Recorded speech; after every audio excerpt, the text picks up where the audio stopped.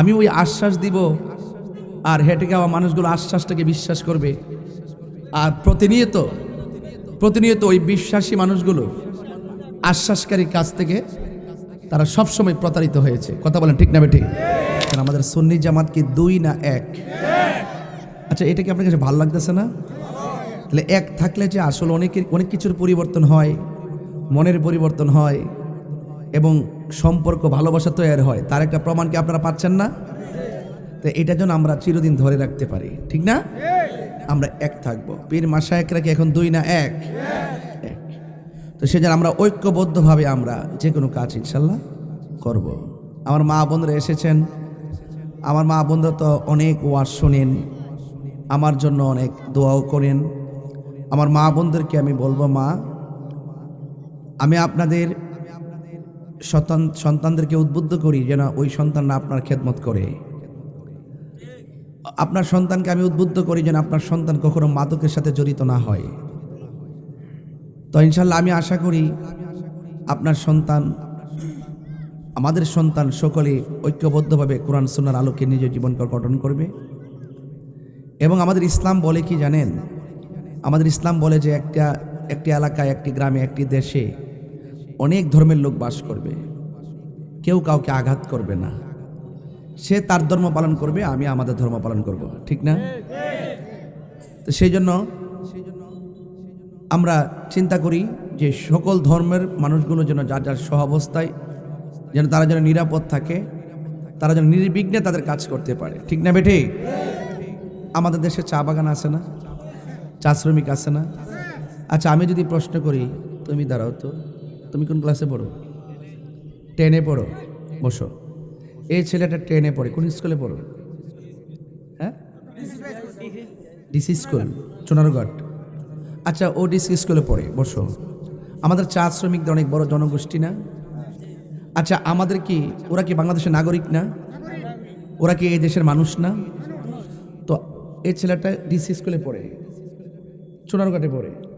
কিন্তু আমি যখন আজকেও কিন্তু আমি আসার সময় অনেক খেয়াল করছি, তাদের বিশাল এরিয়াতে মানে ভালো প্রতিষ্ঠান, ভালো হসপিটাল, এবং ওরা, আমি মনে করি, শিক্ষা থেকে এবং চিকিৎসা থেকে অনেক তারা দূরে অবস্থান করতেছে।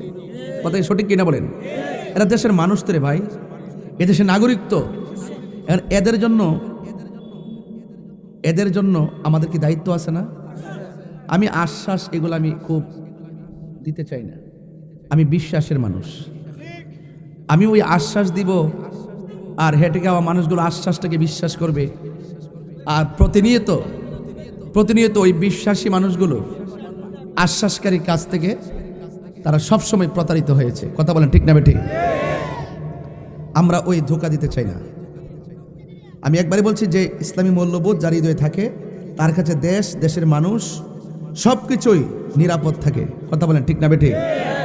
ওই ইসলামটাকে আমরা সঠিকভাবে এমনভাবে ধারণ করতে চাই, 32টা দাঁতের ভিতরে যেমন আমার জিহ্বাটা নিরাপদ, ঠিক এভাবে এদেশের প্রত্যেকটা মানুষ যার যার জায়গায় জন্য তাদের অধিকার নিয়ে, সুবিধা নিয়ে, আমরা যেমন লেখাপড়া করি তারাও যেন লেখাপড়া করতে পারে, আমরা যেমন চিকিৎসা পাই তারাও যেন চিকিৎসা পায়, আমরা যেমন ঝড় তুফানের ভিতরে বিভিন্ন বিকল্প ব্যবস্থা করতে পারি তারা যেন সেটা করতে পারে, ঠিক না বলেন? এবং আমরা অনেক কিছু আছে, আমরা কিন্তু মানে খুব অনেক কিছু বলতে ইচ্ছা করে, এরপর আমি বিভিন্ন কারণে হয়তো অনেক কিছুই না বললাম, কিন্তু একটা কথা বলতে চাই, আমরা সবাই মানুষ। সবাই কি আল্লাহর রহমতে আপনাদেরকে দোয়া চাইতে আসছে এই জন্য যে আমরা যেন মানুষের পাশে থাকতে পারি, মানুষের ভালোবাসা নিয়ে যেন থাকতে পারি। ভালোবাসা যদি থাকে তাহলে ইনশাল্লাহ আমরা কাঙ্ক্ষিত জায়গায় যেতে পারবো। লাকাদ কানা লাকুম ফি রাসূলিল্লাহি উসওয়াতুন হাসানা। নবী পাক হল আমাদের জন্য উত্তম আদর্শ। ওই আদর্শের মধ্যে আছে জুলুম নাই, নির্যাতন নাই, ধোঁকা নাই। ধোঁকা দেওয়া যাবে? জনগণকে ধোঁকা দেওয়া যাবে? আমরা ধোঁকা দিব না। আমরা কোরআন সুন্নাহর আলোকে আমরা সমাজটাকে গঠন করতে চাই, ঠিক না ঠিক?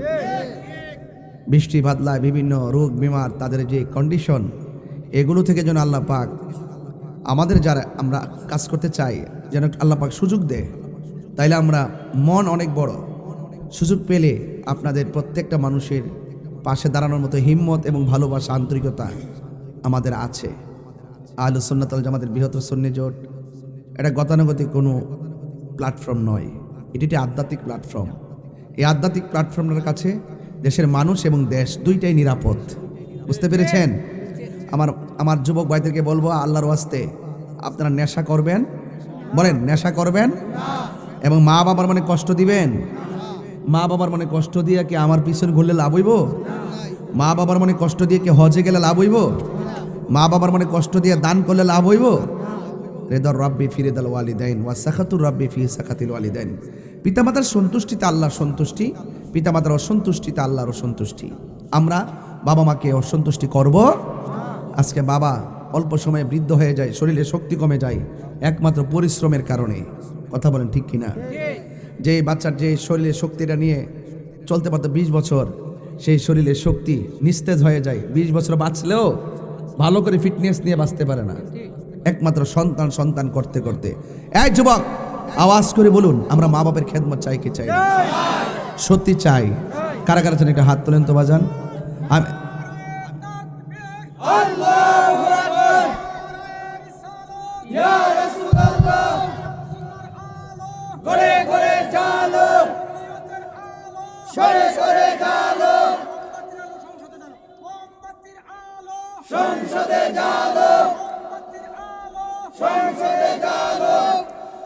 ভালোবাসি তোমায় বাবা, বুকটা যে যাইছি রে। এই গজলটা বলার উদ্দেশ্য হলো আমার আব্বাকে এই মুহূর্তে মনে পড়ছে, কারণ আমার আব্বা প্রতি সপ্তাহে 4 দিন এই নাসিরউদ্দিন শিপাশাল রহমতুল্লাহ দরবার আসতেন। ইন্তেকালের আগের দিন এখান থেকে গেটটার মধ্যে অসুস্থ হয়েছিলেন, রাত্রেবেলায় তিনি ইন্তেকাল করেছেন। প্রতি সপ্তাহ 4 দিন এখানে আসতেন। এজন্য আমি এখানে আসার পর আমি এই দরবারে জিয়ারতের মাধ্যমে আপনাদের মাঝে এসেছি। কথা কি সঠিক? আজকেও মহান আল্লাহর ওলির দরবার জিয়ারত করেছি। একটু মা বাবার জন্য একটু বলেন, ভালোবাসি তোমায় বাবা, বুকটা যে যাইছি রে। ভালোবাসি তোমায় বাবা, বুকটা যে যাইছি রে। তোমার কথার হৃদয় মাঝে পড়ছে বারে বারে। বাবা গো বাবা, বাবা গো বাবা, বাবা তুমি কেমন আছো ছোট মাটির ঘরে? তোমার কথারি হৃদয় মাঝে পড়ছে বারে বারে। বাবা গো বাবা, বাবা গো বাবা, কত আদরে কত স্নেহ তোমার কাছে পেলাম। সব কিছু হারিয়ে আজকে নিঃস্ব হয়ে গেলাম। ভালোবাসি তোমায় বাবা, বুকটা যে যাইছি রে।